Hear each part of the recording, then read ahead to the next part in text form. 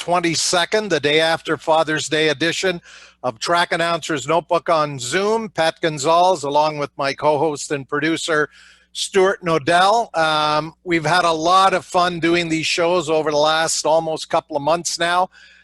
We've had a variety of different guests on talking about many different things, including the impact of COVID-19 on racing. And tonight, I've got three of the top Superbike riders from last year's final CSBK national standings. We've got champion Ben Young. We've got the rider who ended up fifth in the season, although he probably should have been third. And then Kenny Reidman, who ended up ninth, although he only did the opening round at Shannonville and the final two races at Canadian Tire Motorsport Park. First of all, gentlemen, welcome to Track Announcer's Notebook. And Ben, we're going to start with you because you are carrying the #1 plate tonight, and hopefully you'll get a chance to defend that in 2020.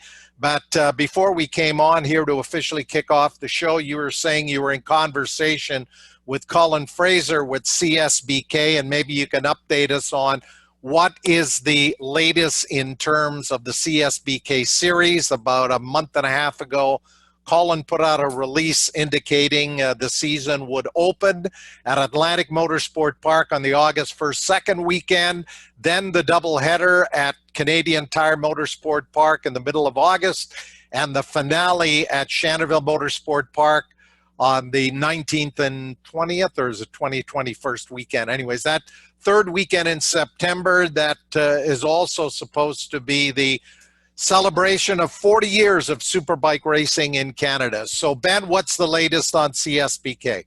Well, first of all, thanks for having us on here. It's a pleasure. But yeah, I spoke to Colin briefly today. He seen we were coming on with you guys, and he wanted to fill me in with some information that able to share.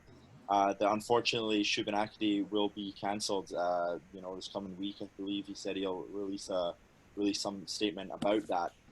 As far as everything else, it's just whatever's going on in the world, and we'll see what happens with an announcement, hopefully again soon following, to see what's going to happen. We're all chomping at the bit here to go racing.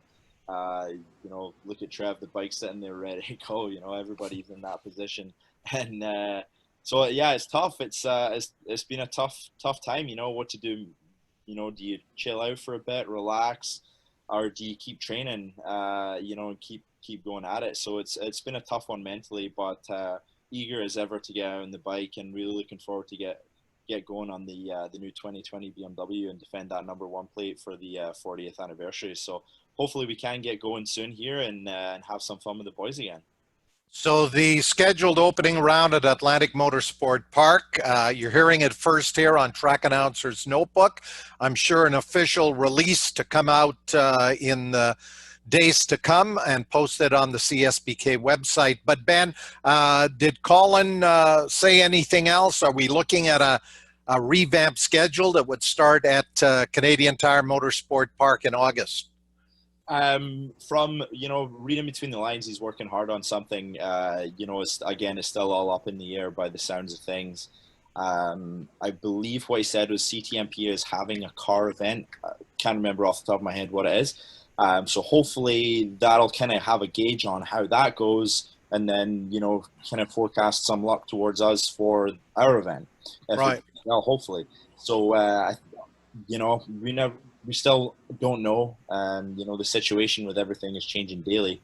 Thankfully, it's going up and things are starting to open up a bit here. So it's a real shame. I feel like the series was on such a great upward progression, and it was really coming back from the hard times it went through in previous years.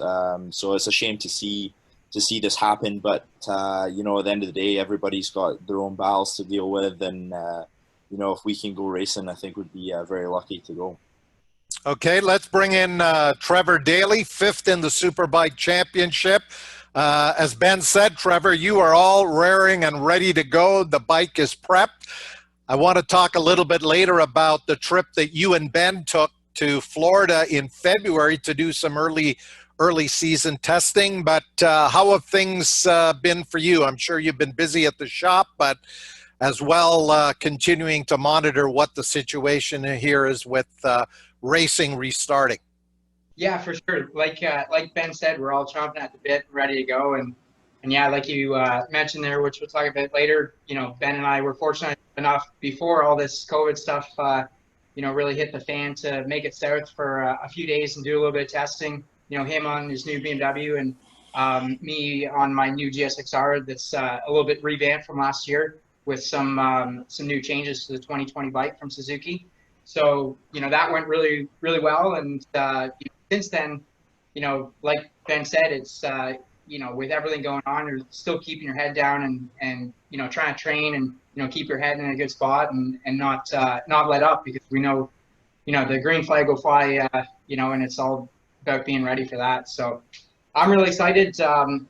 Hopefully we want to get out to ride ourselves, but, it's going to be an unfortunate situation if we're, not racing in front of anybody, because that's what makes it special, being in front of the fans. You mentioned CTMP, always such a huge crowd at Canadian Tire Motorsports Park, and this year and it's or is supposed to, in past years ending the championship there. Ben and Kenny have both won races there, and it's it's a super special thing. So I, like Ben said, we all know Colin's working really hard, and this is a special year for the series, and we all want to get out racing. So hopefully, we can get on track sooner or later, and be able to do it in front of the awesome fans we got here in Canada. Okay, let's go to Kenny Reidman. Quite an accomplishment last year, Kenny. Finishing 9th in the Superbike Championship. You only did the opening round and the final round and missed a bunch in between, but you did get a second and a win. What have you been doing over the last few months? I heard rumors you were going to retire. You're looking at starting a new career. Bring us up to date on what's been going on with Kenny Reidman. I guess I've been kind of half retired for a few years now, just racing when I want to go racing. But yeah, I'm actually supposed to be in firefighting college right now, but that was put off because of COVID. So get to start that in 2 weeks, actually. So really looking forward to that. But as far as the last few months for me, I've just been swinging a hammer and riding a bit of moto. I've got 3 days on track so far on my ZX10, which is pretty good. And yeah, been talking with Kurt Beeger about doing some flat track races with him this year. So hopefully they can get that series up and running pretty soon. Yeah, a lot of series are waiting to get started. Tell us about the 3 track sessions you did with the ZX10. Where and when did those happen? So I think it was the final weekend of May. I coached 2 days up at Calabogie for the Pro 6 cycle track days. And then just Thursday last week, I was at Shannonville coaching 2 guys as well. So but, normally get at least a session or 2 to get out and really let it fly for a few laps, which is always nice. So, Kenny, assuming the series does start in August at CTMP or maybe some other racetrack, I'm sure Colin is looking at all of the options. Do you have any plans to race the bike, or is that still up in the air and could go either way? It's always up in the air. It's always kind of a last-minute decision for me based on if I have time or not. And just looking at my school schedule for the Ontario Firefighter Academy, I can't see myself being able to take off, the Wednesday, Thursday, Friday to go race at CTMP. But, if it works out, it would be great to get out there and battle with the guys. If not, I'll just stick to doing some flat track races because it's only Saturday night and it keeps me able to go to school during the week. Okay, Ben Young, take us through 2019. You got off to a great start. I think you won 4 of 5 poles. You won the opener at Shannonville. You won the second round at Grand Bend Motorplex. And in this CSBK series, it's a lot easier to be the guy out front rather than somebody chasing in a short series.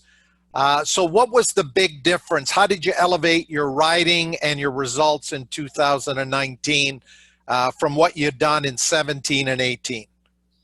A quite a lot of difference. On the off season, I really had a great structured training program, which helped a lot. Just mentally more than anything, to be honest, just putting right in the right mindset, right from the get-go. And the other thing too is we always ran a stock engine in previous years, and you don't necessarily need a built motor for the tracks in Canada, but if you can get out the corners that little bit better, half a tenth here or there on your short tracks, it makes a huge difference. So that was the other thing right there, was being, Jordan moving on to the Kawasaki opened up opportunities for me at BMW and more support from that end. And that was the biggest part, I would say. And, going into round one at Shannonville, I knew right from the first practice is if I'm not P1 after the first practice, you might as well call it a season, because you need to, Jordan, like I said, getting on the new bike. If I came out there and let him be P1, mentally right there, he's got the jump on me. So we were very fortunate. We managed to, we finished every session at Shannonville in P1, and then did the same thing at Grand Bend. So it was a huge confidence booster for myself and the team. We were just on a high. But honestly, one of the best things, I'd say, kind of a blessing in disguise, that happened for myself and the team was being beat at St. Eustache. We knew that was going to be a tough one, being, the record that Jordan has at that track. But we were closer than ever and pushed all the way to the end, side by side across the line. So it was a great race, but, if anything, it really, like I said, it was a blessing in disguise. It made me work hard between the time we had going into Shubenacadie to make sure that, we got back to that position, the P1. And Shubi was quite the weekend. We had pretty quick pace all weekend, and I could just knock out lap times consistently. And we're always keeping an eye on everybody else, and we didn't quite see that out of Jordan. And we got an okay start. Trev got the whole shot and got up to P2, and I got hit from behind from Jordan. He crashed. I went off track and rejoined, and I think it was 8th or 9th place. And Trevor being completely oblivious to this because he doesn't have a pit board or anything, and yeah, so it was crazy. We came back, fought through, and made a pass on Trepigny with 3 corners to go, and almost ran off the track, just too deep, and he got back by me. And I've personally never passed going into the last corner, but I've seen Jordan do it before, and I've also seen Jody Christie do it before, so I knew it can happen. So I wound up and got the pass done and won the race, and that was a big turning point for us, especially getting the W and not having Jordan score any points after his crash. And then Sunday we had a crazy rainstorm came through, and it was a rain race, and I hadn't rode the Superbike in the rain for, I think, since Shubi the year before, even the year before that. And even at that, I've never rode it in anger. It's only ever been in a practice session. So that was tough, and I didn't really necessarily want the whole shot. I didn't want to be the rabbit. But it ended up happening and just got comfy. And it was around the halfway point Jordan came by, and I hung back for a bit.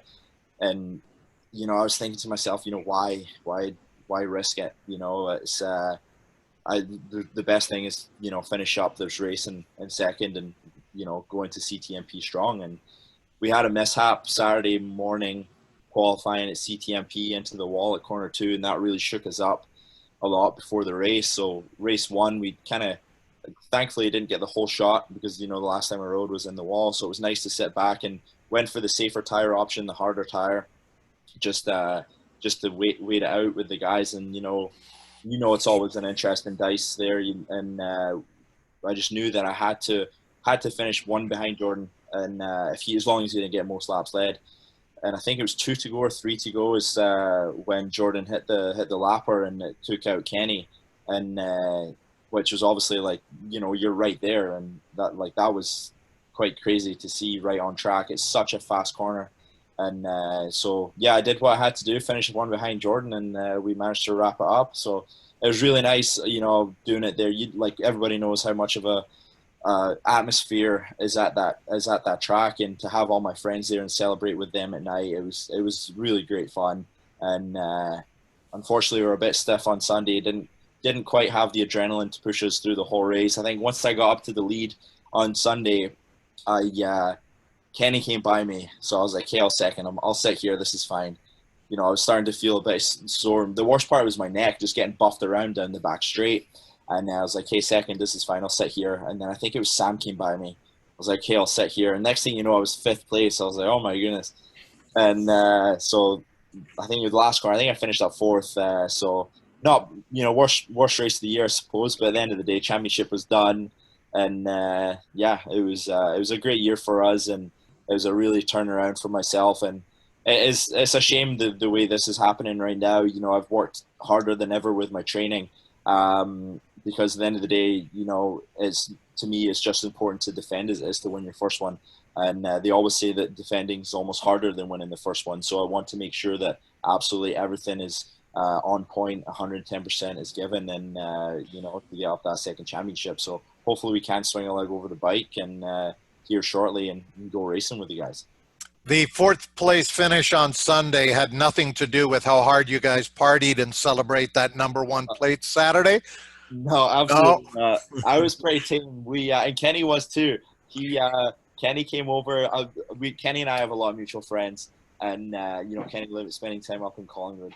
So it was a lot of my Collingwood friends were there. So Kenny came over, and we both Kenny and our girlfriends at the time, we were all loaded. I had the BMW scooter, so I was riding over there. Only had a couple of beers, kept it easy, had dinner with the guys, and Kenny came over. Then we rode 4 wide on the scooter back. So I think we're still in bed for 10 o'clock. So could have been worse. We could have woke up at 1:45 on Sunday morning like they used to do in the old days, but we were safe and sound in bed. Trevor, Daley, take us back to Atlantic Motorsport Park. You were on the pace, had a pretty good weekend. You had probably the best vantage point to watch what was going on in both of those racers. Recap for us your perspective on the very crucial doubleheader at Atlantic Motorsport Park that you were very much a part of. Yeah, going into that round, in a little bit different position than Ben, where I was playing catch up from the first round. Unfortunately, the first round had a bit of an incident on the opening lap and had to come into the pits and repair some stuff, but got back out and got some points, and then had back-to-back podiums at both round 2 at Grand Bend and St. Eustache. And the Thursday we kind of just actually focused on stuff looking forward to CTMP because my mechanic Dave Weaver wasn't able to make CTMP. So we were doing some electronic changes and kind of spent the day focusing on stuff looking forward, knowing that I'd be pretty strong there, that we could go into Friday, just focus on the weekend and what we need to do that day for qualifying and be good. So and that was the case. Ben and Jordan both had a little bit more pace over me, but I was a lot closer than I had been in past years. So I knew if I was there in the first couple laps, I could maybe make a race of it, and had an awesome start on my Suzuki and got out to the lead the whole shot. And like you said, if anything, it was actually probably the opposite from the best vantage point, because kind of like Ben mentioned, I was ahead of him and Jordan when Jordan got in the back of Ben, and as well, like you mentioned there, I've never really had a pit board or a ton of concrete communication from the pit, so I was kind of doing my own thing, looking back here and there, which that's a tough track to be doing until you get later in the races where you can coming out of turn 2 as you go uphill, it's easy to glance back and kind of gauge yourself. But partway through the race, I'm looking back and no one's there, and I could see Samuel a little ways back, and was feeling really good. The bike was really strong, and had a bit of an unfortunate thing that happened, but that's racing. And that later in the race, I think it was lap 16 or 17, the back straightaway there, they call it the roller coaster, and it's not a straightaway at all. You've got a bunch of hills and you're back and forth, and it's actually more than the hills being a challenge. It's actually really, really bumpy right when you're trying to get into the power. Unfortunately, I had a tip over in the Saturday morning practice.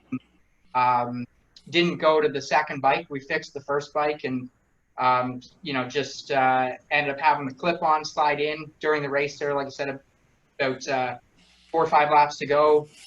and just made it really difficult to ride with the right throttle and brake handlebar kind of really in close to the tank. And I've had some pretty bad wrist injuries in the past and actually broken this wrist multiple times. So it was really difficult for me to continue to push the same pace and, I guess, safely, you know, for lack of a better term, kind of come off the throttle and get to the brake in one movement. And I had a couple of moments, and it was one of those, it was a bit of a disappointing, you know, thought process to go through, but realizing that I had to kind of back off to bring it home.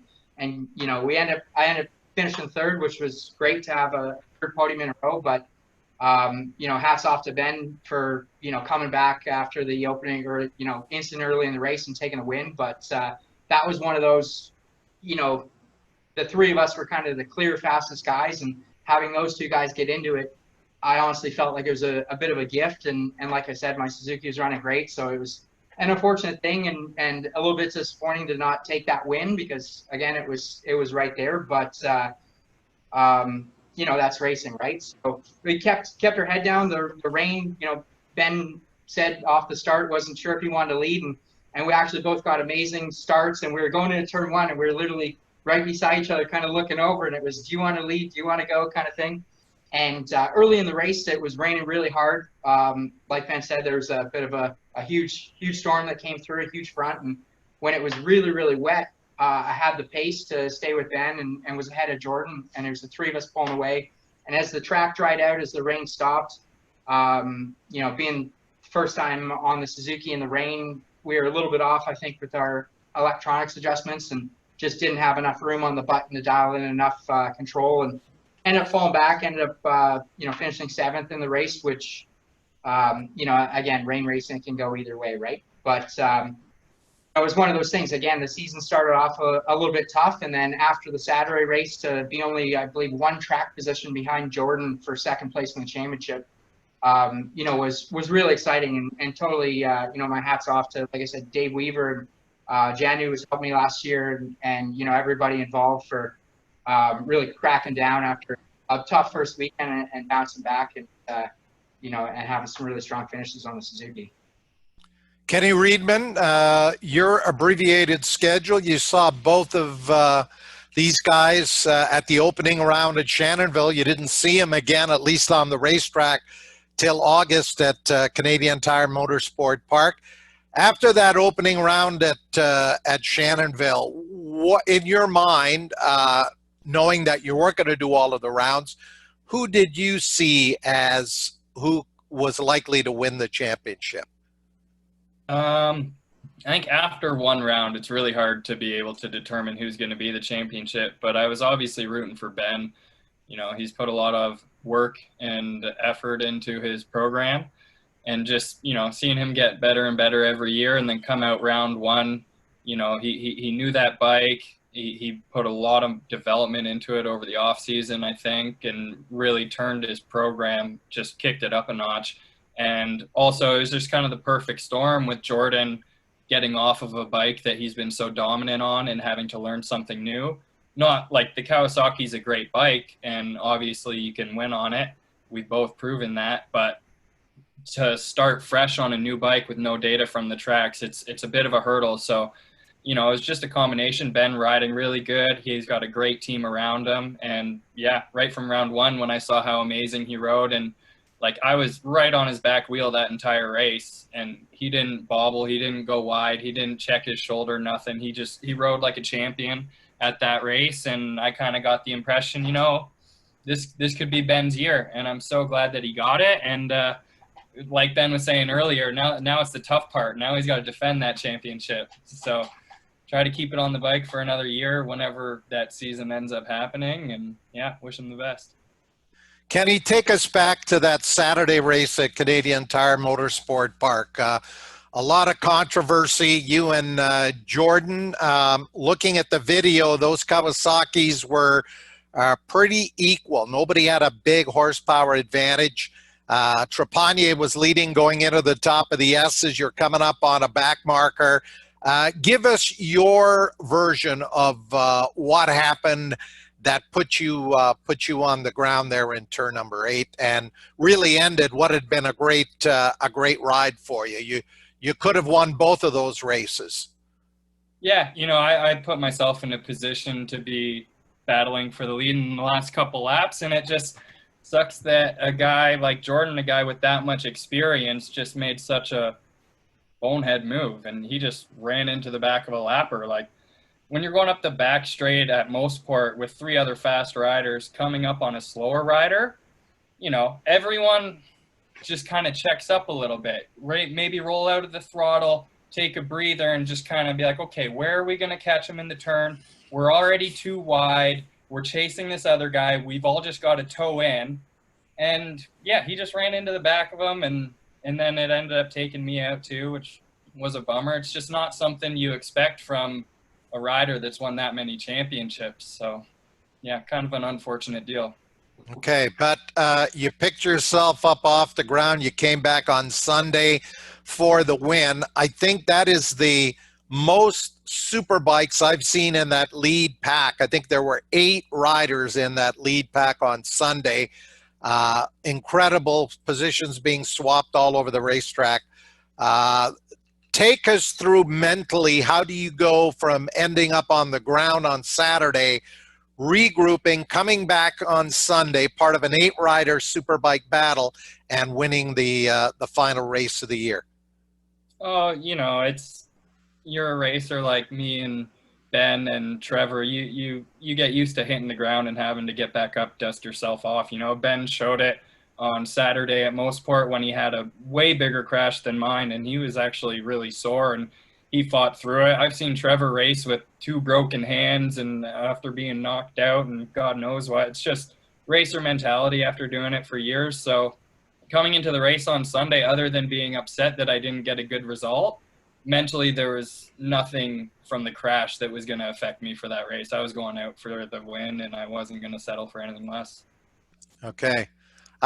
For those of you watching and listening in on our Track Announcer's Notebook, if you want, you can see the tab there. If you want to ask any of the riders a question, or you've got a comment on what transpired last year. But our good friend John Walker of oneword.ca fame, he is the track photographer at Canadian Tire Motorsport Park, sent us a bunch of great images, and as they say, a picture's worth 1,000 words. So Stuart, if you can sort of tee those up. I think Stuart also added in some additional images. So rather than me, the track announcer, commenting, I'm going to let Ben, Trevor, and Kenny comment on the photos. We'll take about 10 seconds per photo. So Ben, you got to like this one. This from last year, of course. That 86 will become a 1 for 2020. You're out front here leading the pack. Yeah, that was a great weekend. Myself and Kenny got our first Superbike wins that weekend. That's at CTMP in 2018. Not sure if that's what corner, but yeah, we both got our first Superbike wins that weekend. So that's a pretty special one for me and Kenny there. Okay, Stuart, keep rolling on through. We got a few of these to get through. Somehow Kenny got around you there. Yeah, well, that might have been the Sunday when he won. Yeah. Yeah, that's last year at Mostport. Kenny has, that was Sunday morning. I think he has the chin cam on. We tried to do a lot of stuff. Went out the camera for practice. Yeah. Yeah, and then Trevor, that knee is almost down on the pavement. Yeah, I think that's early down into 2. You can kind of see that pavement patch there. That's something you know, all of us are kind of referencing. You know, whether we're going inside or outside, kind of thing. Oh, here we go. Is this the last lap? Yeah, on Sunday? Last corner. Yeah. So Kenny, take us through that out of 9 into 10 and to the checkered flag. That was as close as you'll have in terms of what exactly happened there. So going into 9, I mean, Sam had the race won. He rode a great last lap and he had the race won. And then he just blew the last turn. Not sure exactly what happened, if he broke himself or tucked the front a little bit, but he ran off the racing line, and I was still on the racing line, giving it gas coming to the line, and you can see how much room is on the outside of him, on the outside of the track. He was all the way outside and started cutting across. You can see I'm doing everything I can to avoid him, short of letting off the gas because the checkered flag's flying, and what kind of racer lets off the gas coming to the line? So, yeah, I was just trying to not hit him. We ended up hitting a little bit. We both stayed up, no worries, but he had a lot of issues with it. I know that. And your right foot is off the peg there. Is that from the contact? No, I think this is right before the contact, and I'm not sure. Like, that was kind of an oh shit panic mode. He was coming into my line, and I was just trying to avoid him, and sometimes feet come off the pegs. Okay, Stuart? Yeah, this is that's actually Alex Welsh, who returned after a little bit off. Him and I, that's either the Saturday or the Sunday race. I think that's the Sunday race, I believe. And Alex was impressive considering that was pretty much, I mean, it was race prep, but a stock 2020, I guess, an early release on the new BMW. Yeah, for sure. And that's, you mentioned an 8-bike field at the top of the Superbike going at it right to the end. And, having another guy like Alex with, his experience in racecraft in that group just made it that much more fun. There you go. Trevor, you're leading some pretty fast guys. Yeah, I'm not sure if this is, it might have been Sunday's. No, actually, sorry, this is that's at Atlantic Motorsports Park. So that's probably. Right, that's a Pro 6 photo. This is not one of John Walker's. But if you've seen any of those photos from Canadian Tire Motorsport Park, if you're interested in purchasing any of those, you're a big fan of a certain rider, for those folks listening in, if you go to oneword.ca, you're able to get your favorite photograph. Yeah, there's another good one. That's at round 2 at Grand Bend from the curb. So that's probably mid-race or so. Ben and Jordan got out to a good start, and I had to make my way through a couple guys after the first couple laps. And, I had a real good pace there, and was able to make it a 3-bike race at the end. It was a lot of fun. Yeah, that weekend too, I believe. Yeah. Round 1 of the year, Kenny, on the heels. Is that coming out of the final corner? I believe so. It looks like it's squaring it up to aim for the wall. And when we go back to Shannonville, I understand they have fixed up one of the corners that was pretty rough and some other paving. So really looking forward to what's going to happen in the years to come at Shannonville. There's a couple pictures from St. Eustache. The previous one there was with ex-champion from years past, and Brett McCormick there, who came out to that particular race and kind of helped me out with a bit of mechanical stuff, a bit of rider coaching as well, and dialing the new bike in. Yeah, that was St. Eustache as well. Yeah. The last hurrah. Yeah, far too many racetracks are closing. Last week on the show, we had Daryl Fletcher on, and I was lamenting going to Westwood some 28 years after I left it after the last race in 1990. Ben, were you even born then? Have to go back. No? Kenny was born that year or the year after? You're 91. Oh, okay. That's that puts time in perspective. Yeah, but we've lost St. Eustache, Westwood many years ago. So hopefully somebody will start to build some new racing facilities. Yeah. Go ahead, Stuart. We can fly through. There you go. Let's go back one. I want to see that number 1 plate. What are you thinking here, Ben, after all the work, all the people? And as I say often, nobody stands at the top of the podium alone or holds a number 1 plate alone. There's a whole team of people who help hoist you to the top of the podium. I know your dad was in your corner right from your early days of racing. Who were some of the other people that helped you secure that #1 plate in Superbike Championship? Yeah, well, of course, as behind every, everybody, they have their family. So huge thanks to them. And, we're not, it's not a one-man show, and not a lot of people realize that. Unfortunately, Steve Weir wasn't able to be there all weekend because it was a Moto America weekend. I think they were at Laguna or Sonoma that weekend. But Scott Cartier built an amazing bike, as always, as he's doing now. And Willie Vass put together a great bike as well for us. And yeah, it all came together. It was an emotional day for sure after what happened earlier on during the day. And, it was really nice to celebrate. And I think one of the coolest parts too is, having Christoph from BMW present us with our race trophies, which is really cool and emotional for me as well. Because Chris, Norm, Alex, Tyler, Andre, everybody at BMW has been behind us since 2016 when we came to race Superbike in Canada. So that was really cool to have Chris up there and everybody there. It was a special weekend for sure, and it was great. And I just want to comment on the picture before, which we briefly skipped by. I guess there we go. I came down to that podium because there was a lot of commotion going on, and it was quite an interesting one after Jordan came around, and as the previous pictures when you seen Sam and Trevor. Sam and Kenny come almost together there.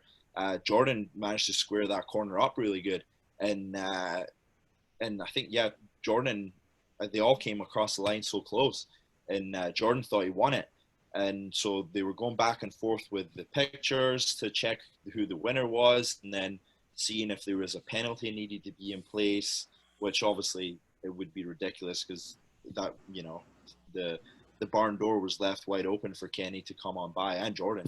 And it was quite an interesting podium setting to be there and seeing the drama unfold before our eyes. But it was an unbelievable. It was more like a hangar door, like an airplane.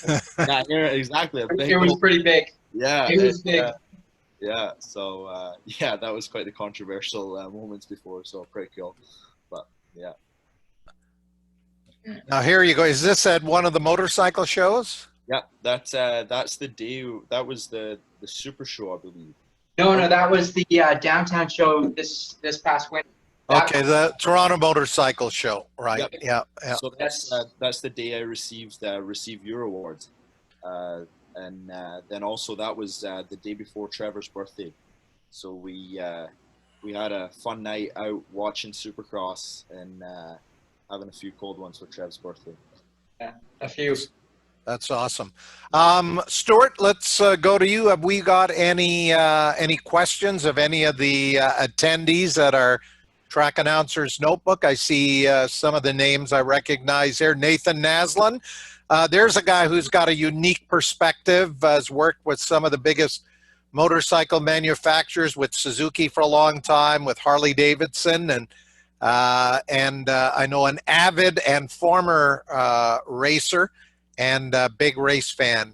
Maybe we can get Nathan to give us his perspective. Jim Brown is back on board. We'll have to get Jeff Williams on here on a future show to have him tell us about his Daytona 200 entry. I'm not sure if he's officially entered as yet, but if any folks have got a comment or a question, send it on through to Stuart. And Stuart, have we got anything in the queue there? Yeah, just I think what the common theme seems to be is what are the guys doing to keep themselves sharp for if and when racing does continue? Or it's going to be a short season, like you said earlier, a sprint race. Just what are they doing to stay sharp? Are they potentially going to do some club racing leading up to any events that might happen? Let's start with Ben. This past weekend, and I give full marks to Ken McAdam and Soar, they've been able to run back-to-back 2 rounds without fans, but I think they put a lot of thought into their protocols and procedures, and as far as I know, things went very, very smoothly. Both this past weekend and the weekend before out at Grand Bend Motorplex. So Ben, what's been going on with you since you got back from Florida and that test of the Superbike with Trevor, and then it wasn't long after that this COVID-19 thing really got serious. Yeah, we came back from Florida in January, February time, and unfortunately, I didn't actually ride my bike. I rode the bike seen in the picture of Alex riding, so pretty stock bike, and but still great opportunity to ride. So we kind of left there with not knowing that what was going to unfold. We booked Jennings for a day after Road Atlanta round one was supposed to happen. Trevor being there working, and then drive down after on the Monday, and we would ride down there. And then also Jeff was going to come down. We had a few guys all coming down, a little group of Canadians. But obviously that all got kiboshed, and unfortunately, I've only managed to ride once. I was up coaching the same time with Kenny up at Calbogie Motorsports Park with Post Six Cycle for their annual track school. So that was fun. I managed to ride the bike I'll be racing. We had a few mechanical mishaps that set us back a little bit. Unfortunately, missed a bit of sessions here and there with our riders, and we also a bit of rain interruption. But we're looking to head back up in July. Everything's booking up pretty darn quick because people are taking any opportunity they can to go ride. But we've been working harder as always. I've put more kilometers than I ever have on my bicycle just this year already. Riding pretty much every weekend, doing 100+ K rides, and then riding 60 to 80 K nights during the week. Still on my rower 3 nights a week. It was a tough one today. I came home from work. Again, same as Kenny, carpentry, and came home from work, jumped on the rower, and I was on there, and it was kind of one of those things. I was like, why am I doing this? I just got a phone call 2 hours ago saying that we're not going racing next month. And mentally it was tough because it was like, all this work we're putting in, and it might not happen. So we're going to keep pushing through, though. At the end of the day, it's it's a big mental thing. If we do go racing and I stop training, I might physically be great, but mentally I feel I wouldn't feel ready. So definitely putting all the work in possible, and hopefully get riding soon and get working on the 2020 and making it race ready as possible. Like I said, we had a few hiccups last time we rode, just a few electronic gremlins. So I was only there myself, so I had to do a bit of analysis and fix a few things, which was tough for me, while trying to coach the guys as well. But I managed to make it happen, and hopefully next time we get out, we can get one of the crew members out, Scott Cartier, and get working on the bike properly and make progress and forwards progression with the bike. And everything I've heard has been unbelievable about this 2020, and so far so good for first impressions. So really looking forward to getting to the point we can actually ride it, ride it hard and enjoy the thing. Trevor, how about you? I know you were going to be at the Spring Motorcycle Show in early April. That unfortunately got canceled. What's been your schedule like in the shop, and also looking ahead to a Superbike season that will hopefully start in August at Canadian Tire Motorsport Park? Yeah, well, I've been really fortunate with what I do. Get to work on bikes every day, and not every day am I working on a bike like my Suzuki Superbike, but I specialize in custom fabrication, so do a lot of Harleys, a lot of cafe racers, a little bit of everything. And as much as the world in general, but there's a massive kind of financial going through on top of the question marks and the health stuff. It almost seems flip side of things that because people are home and they've got more time on their hands, they're looking at their bike in their garage and dreaming up of what they want to do. So I've been busy as ever kind of thing, and but definitely making time also for training. We're all Ben, Kenny, we talked Jordan, myself, we're all really big rivals on track, but we're all huge friends off the track, and Ben and I, we're constantly sending each other pictures of what we just rode or cycled, or our heart rate monitors of our workout and stuff like that. And again, there's that rivalry, but the friend part of it too is amazing, and probably brings the rivalry and our fitness and how hard we push to another level. We're always pushing each other, when there's not much on track going on, right? So, yeah, I've been doing the same thing, a lot of fitness stuff. I had a bit of an injury about 6 weeks ago, so kind of had to change that up a little bit. But,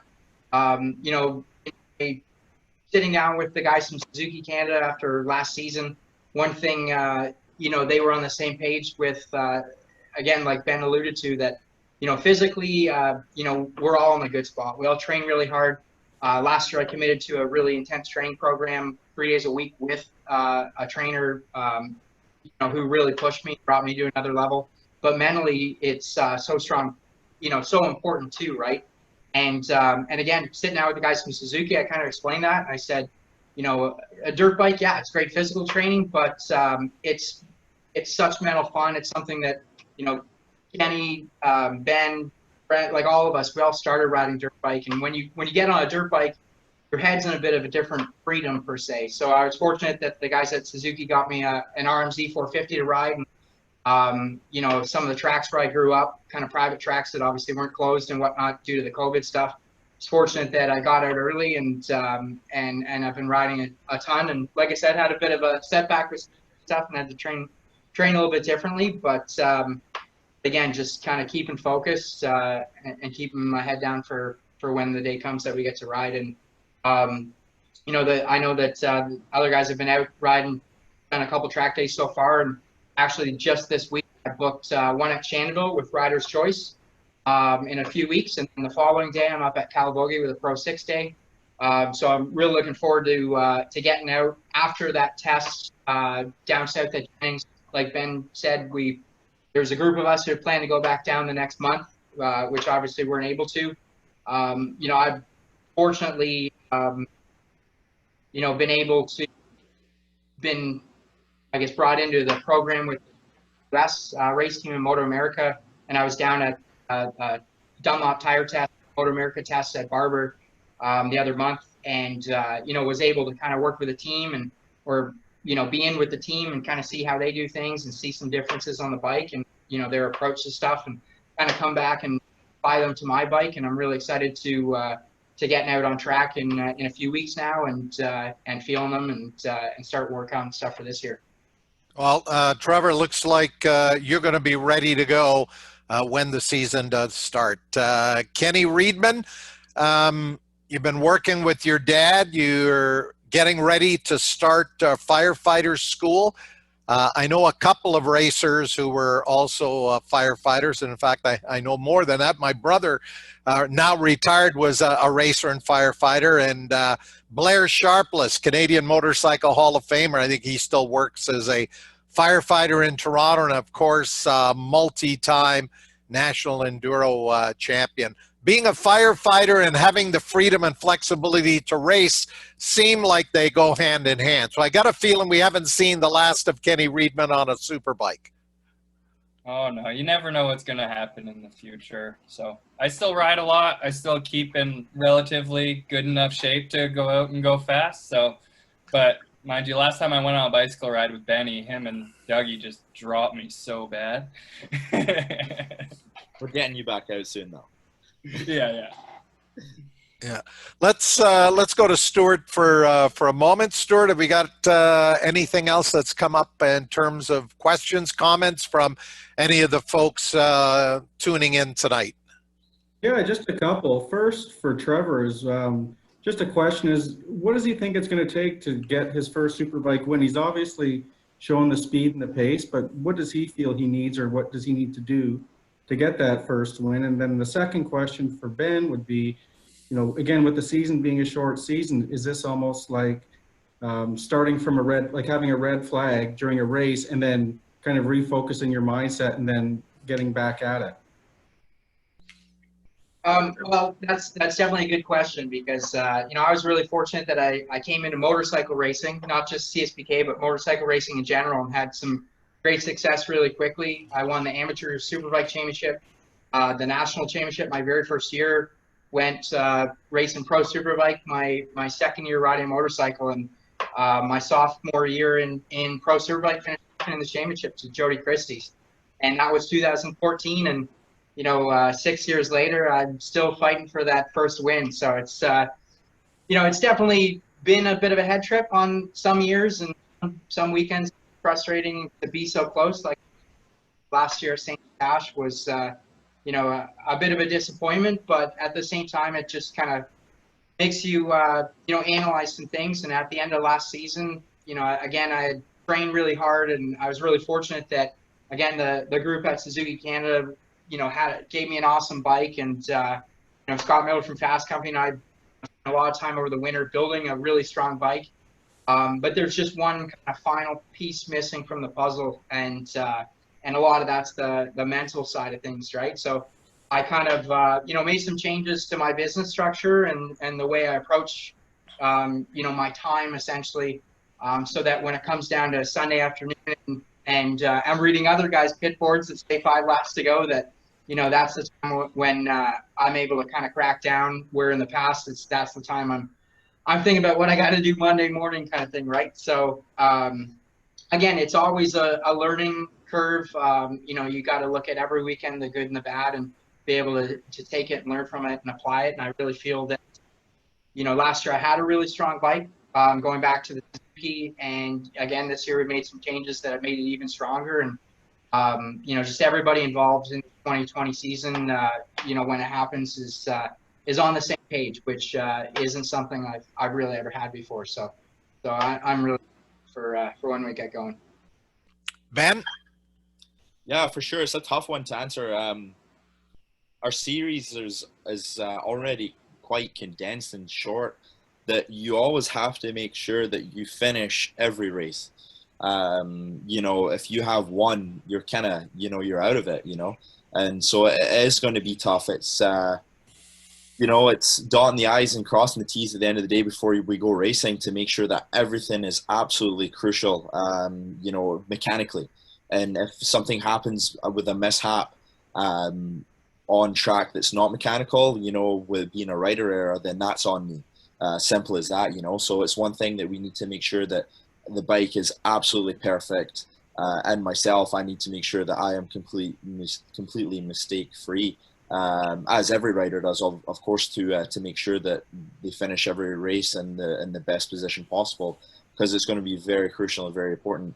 If you have a bad off day, you finish that 4th place when your main rival just won it, that's tough. But at the end of the day, if that happens, it's just keep your head down, don't give up, and you never know what can happen to them. So it's going to be a tough one to do for sure. But at the same time, I'm pretty confident with the guys I have behind me, and confident in myself that we can fight all the way to the end and do a repeat. So that's the goal. Stuart, I think we may have 1 or 2 more questions that have just come in. Yeah, we've got a couple of, first a comment from Pete Swedish, who's been following along every week. And he's just a comment just to say he really enjoys the shows and enjoys being with us. So that's always nice to hear. And the other question, I guess, for each of the guys is, who do you guys each see as the next generation of Superbike rider that's going to become a real threat or competitor to you guys? I mean, like you all have said earlier, there was a bit of a lull for a few years. And obviously the last couple of years, you guys have shown tremendous pace. You look at the lap times you guys run at all the tracks, you're as fast as there's ever been in the country through any era. So just wonder if you have any thoughts on who a future Superbike guy might be to watch out for.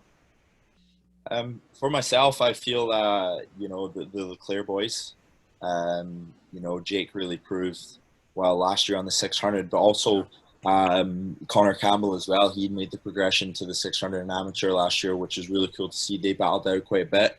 Ben Leclerc's moving up to the 600 this year, I believe, so that'll be pretty cool to see. And also Avery Hart from the East Coast. He was quite the weapon on that lightweight bike, and he's more of an adult, a bigger guy. Not big guy, but you could tell that was a lot of work for him to ride that small bike. So that'll be pretty cool to see him hopefully on a 600. And it'll be interesting to see them come through. And but I think the next one for sure coming is Jake Leclerc. Yeah, I think a guy that another guy on Yamaha, Tommy Kazaz, last year was the first year that he committed, to ride in the Superbike program, and I think I can honestly say to a certain extent I underestimated him because he beat me at a few rounds and had an awesome year, and he's only going to get stronger too. So, that's who I would say to look out for. Kenny, what about your thoughts on who might be the next wave of talented Canadian road racers? Well, I think these two guys just named just about everyone, but I'd agree with Ben saying the Leclerc brothers. They're both really fast, it seems, and I was talking to Thomas Kazaz on Thursday, and I think he mentioned that Yamaha's supporting them a little bit with some of his old bikes, so they're going to have good equipment under them. Obviously, Thomas won a couple championships on them, and yeah, see what they can do. And Stuart, have we got one final question before we move to our wrap-up? Yeah, you can go ahead, Pat. We're good to go. Okay. Before we have our final word with Ben, Trevor, and Kenny, I just want to make mention of a good friend of ours, a guy who we had the pleasure of announcing his races, particularly some dandy battles in the old RZ Cup Series back in the 1980s at Shannonville. Dan Baldwin, and last week I got a note from Bruce Parker with Joe Rocket, who has set up a GoFundMe account to support Dan Baldwin as he battles leukemia. Dan's been taking chemo, but there is an experimental drug that costs thousands of dollars. It's not available here in Ontario. It is available in the U.S. So as much as Dan Baldwin had some big battles on the racetrack, he's got the battle of his life going on right now. So if you want to go to GoFundMe, you should be able to find the GoFundMe account to make a donation. Regardless of how big or small, the family, I'm sure, will appreciate that. Dan Baldwin, great guy. Baldwin cycled down in Dunnville, Ontario. He's a third-generation motorcycle dealer and real stalwart in the community, doing all kinds of charity fundraising rides to support the local hospital, and now Dan needs everybody's support. So if you can go on the GoFundMe, Dan and his family and friends will appreciate that. We'll try to update on future Track Announcers Notebooks how Dan is doing as he battles leukemia here in 2020 if COVID wasn't enough.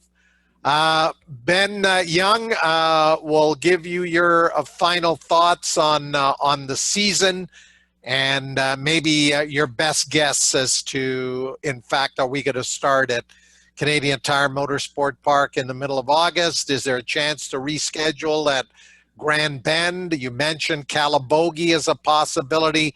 And of course, right now it looks like Superbikes only for the September round. That'll be in conjunction with the final round of the Super Series that has got a whole new crew running those races. Yeah, there's quite the opportunities and possibilities, hopefully, as we were saying before, with SOAR running events. I think it'd be really cool if we could try and tie something in with Grand Bend, even possibly with those guys. So, yeah, still a lot up in the air and on the fence right now. So hopefully we can get racing, and it's not looking likely to have fans, but hopefully they can put together some kind of package that would definitely make it the next best thing to be in there, because we do appreciate everybody that comes out. And like Trev said, it's not going to be the same atmosphere without those people. It kind of feel like you're at a track day. That's for sure, especially, watching Supercross just the past couple of weeks. Seems very strange without, but that's the way life is right now. And as long as everybody's safe and healthy, that's the main important thing. And if we can get racing our bikes, I think we'd be very lucky to do that. So, we can wish nothing but the best for ourselves and everybody's health, and hopefully we can go racing. Ben, great of you to join us tonight. We wish you all the best as you defend that #1 plate. Trevor Daley, I think you're going to a Moto America race this coming weekend, aren't you? To do I some. am, yes. Yep. I leave Wednesday morning to go down with Team Hammer M4 Suzuki and get to, like I mentioned, same as what I did a couple months ago, get down there and, experience how they do things and be able to, hopefully come back and hopefully we're racing here and kind of apply everything I learned with those guys to what I'm doing. Great. And Kenny Reidman, firefighter school starts soon. You got to be looking forward to that. How long have you been thinking about becoming a firefighter? It's always been in the back of my mind, but just in this past year, I kind of decided to pull the trigger on it. So started reading a bunch of books, doing a little bit of training, and yeah, just can't wait to start my program. It's a 3-month short boot camp, and then yeah, start applying for jobs. Okay, great. Let's go to Stuart Nodell. Any final questions, Stuart? And we'll let you wrap it up. Again, this show is being recorded. It'll be posted on our Track Announcers Notebook YouTube channel. Stuart's also going to push it out on various social media platforms as well. Stuart? Pat, no, it looks like there's no more questions or anything. Just people are just chiming in saying that they've really enjoyed the show.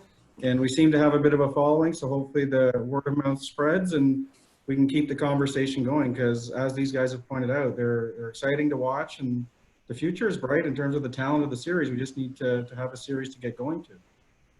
Well, indeed. Again, our thanks to Ben Young, Trevor Daley, and Kenny Reidman. Gentlemen, all the best. We hope to see you at a racetrack soon. On behalf of my co-host and producer, Stuart Nodell, and our thanks to everyone who tuned in here this evening to share the last hour here with 3 great Canadian Superbike riders. Enjoy the rest of the week, and we'll see you back 8 o'clock Eastern Time next Monday night, June the 29th, for the next edition of Track Announcers Notebook. Stay safe, be well. Thanks again, guys. That was awesome. The hour just flew Thanks, by. guys. The hour flew by. I so wanted to ask you about like that painting in the background. I was gonna be like, I have a question for you. Is that This? like a Monet? This? No, the one behind Stuart. The one behind Oh, Stuart. Stuart's painting. Like a Rembrandt or something. Yeah, no, that would be my wife. My wife has expensive tastes. It's a But I don't group of, know. I'm not group that- of 7. Yeah. Well, that's yeah. It's a little yeah. But yeah, thanks guys. That was awesome. That was good fun. Thank you for having me. Yeah. All Thanks right. for thanks Well, for having we'll me.